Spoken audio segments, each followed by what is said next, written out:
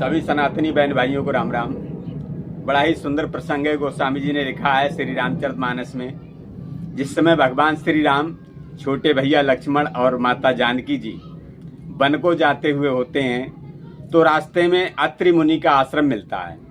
भगवान कहते हैं लक्ष्मण से कि आओ लक्ष्मण, संत महापुरुषों के दर्शन बड़े ही शुभ और लाभकारी होते हैं। आइए अत्रि मुनि के दर्शन का लाभ उठाएं, कुछ ज्ञान उपदेश हासिल करें। तो लक्ष्मण और भगवान राम माता जानकी जी आश्रम में जाते हैं। तो राम लक्ष्मण को तो अत्रि मुनि अपने पास बैठालते हैं, धर्म ज्ञान की बातें बताते हैं, कुछ उपदेश देते हैं।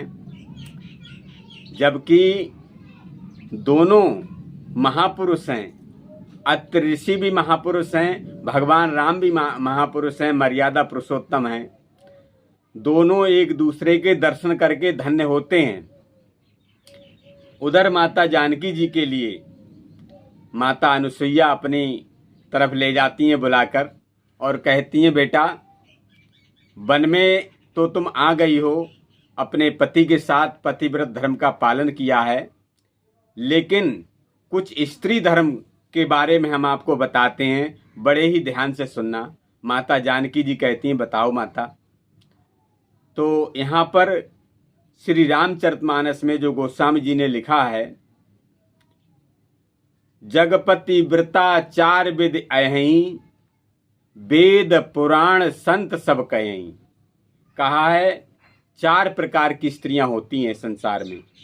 वेद पुराणों ने, संत महापुरुषों ने, सबने 4 प्रकार की स्त्रियां बताई हैं। कौन कौन सी 4 प्रकार की स्त्रियां हैं?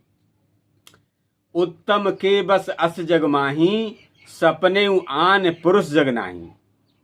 उत्तम, मध्यम, नीच और अधम 4 प्रकार की स्त्रियां बताई हैं। कहा है उत्तम वो स्त्री होती है जो सपने में भी पराय पति का दर्शन नहीं करती है, सपने में भी पराय पति से कुछ बोलने बतलाने की कामना नहीं करती है, वो उत्तम स्त्री होती है वेदों के अनुसार। दूसरे नंबर की स्त्री कौन सी होती है? मध्यम, जो उत्तम से कुछ कम तो होती है लेकिन कम नहीं होती है, क्योंकि मध्यम परपत देखे कैसे, भ्राता पिता पुत्र निज जैसे। बड़ा ही कठिन परीक्षा होती है मध्यम स्त्री की। वो पराये पतियों को देखती तो है, लेकिन जो पति अपनी उम्र से बड़ा होता है, जो पराया पति अपनी उम्र से बड़ा होता है, उसे अपने पिता का दर्जा देती है। और जो पराया पति अपनी उम्र के समकक्ष होता है, लगभग बराबर का होता है, उसे अपने सगे भाई का दर्जा देती है। और जो पुरुष अपनी उम्र से कम उम्र का होता है, उसे अपने पुत्र का दर्जा देती है, बिल्कुल अपने निज पुत्र जैसा। क्योंकि लिखा है रामायण में, मध्यम परपति देखे कैसे, भ्राता पिता पुत्र निज जैसे, निज जैसे। फिर तीसरी स्त्री कौन सी होती है?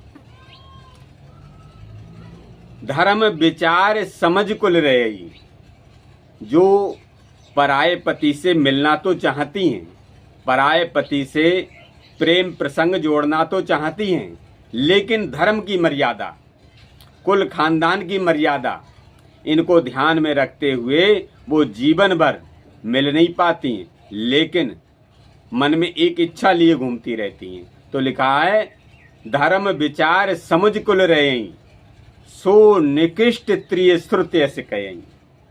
वो स्त्री नीच स्त्री मानी जाती है, नीच की श्रेणी उसकी बन जाती है, जो पराये पति को चाहती है, लेकिन धर्म और लोक परिवार की मान मर्यादा को ध्यान में रखते हुए वो गलत कदम नहीं उठा पाती, फिर भी वो नीच स्त्री मानी गई। फिर चौथी स्त्री कौन सी है? भय बिनु अवसर भयते रह जोई। जिसके पास अवसर नहीं है, वो चाहती है कि हम मिलें, पराये पतियों से संबंध जोड़ें, उसके मन में उमंग उठती रहती है, लेकिन वो अवसर नहीं है उसके पास। बिनु अवसर भयते रह जोई, जानव अधम नार जग सोई।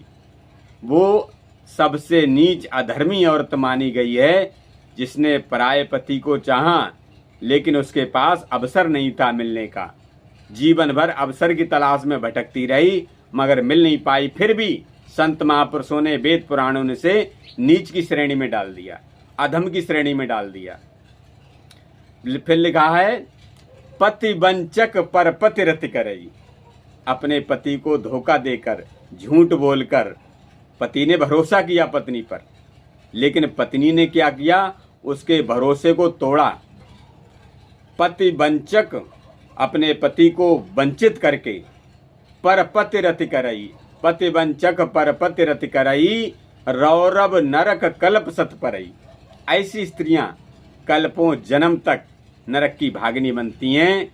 रौरव नरक कल्प की भागिनी बढ़ती हैं। रौरव नरक का मतलब है बहुत ही घृणित नरक, बहुत ही असहनीय दर्द वाला नरक, उसकी भागिनी बनती हैं। एक सेकंड के सुख को भोगने की इच्छा रखने के चक्कर में रौरव नरक की भागिनी बन गई। लिखा है श्री रामचरितमानस में, क्षण सुख लाग जन्म सतकोटि। एक क्षण का, एक सेकंड का सुख भोगने के चक्कर में क्षण सुख लाग जन्म सतकोटि, दुख न समझ तो सम को खोटी। दुख न समझ तो सम को खोटी, कि उस दुख की कल्पना नहीं की जो हमें भविष्य में मिलने वाला है। उस दुख के बारे में नहीं सोचा। दुख न समझ तो सम को खोटी, उस दुख की कल्पना नहीं की। एक क्षण के सुख के लिए लोक और परलोक दोनों बिगाड़ लिए। ऐसी स्त्रियां, लिखा है श्री रामचरितमानस में, पति प्रतिकूल जन्म जहां जाई। पति प्रतिकूल जन्म जहां जाई, विधवा होए पाए तरुणाई।